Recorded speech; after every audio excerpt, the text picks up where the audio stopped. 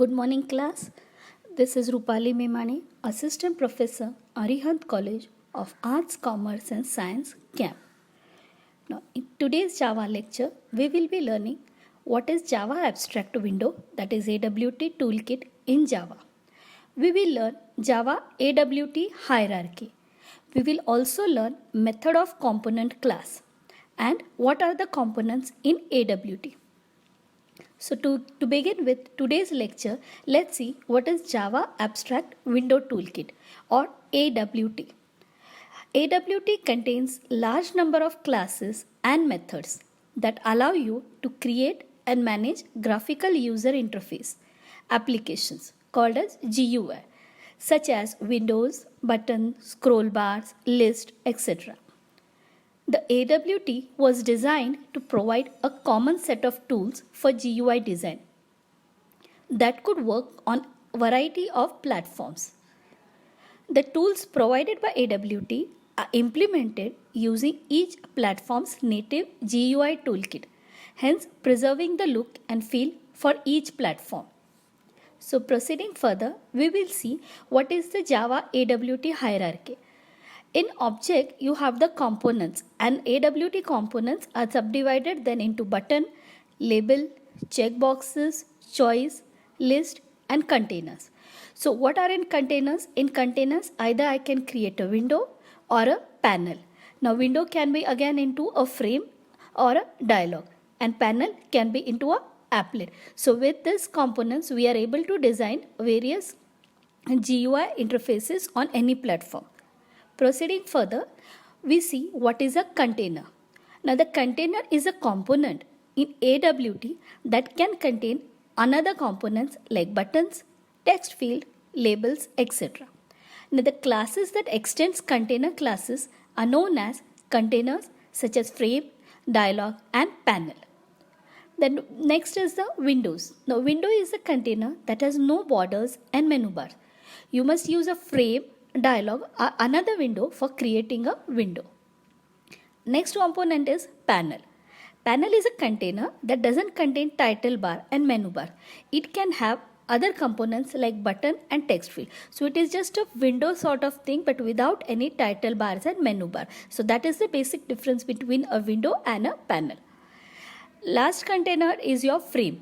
It is a container that contains title bar and can have menu bars. It can have other components like button, text field, text area, etc. Now to proceed further, so we will see what are the useful methods in a component class. Now some useful methods which can be used for component class are add method, which I pass the parameter of component C. This allows me to insert a component in the component class. Then is set size. I can specify the size of the component containers by specifying the width and the height of the component.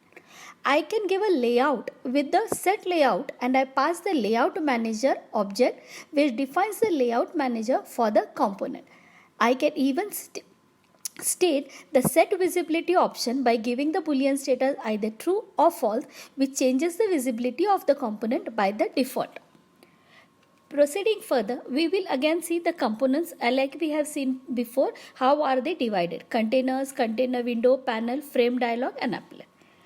Now to start with, let us see the additional components which can be inserted in the component window. So we have a button. Now java.awt.button class is used to create a labeled button.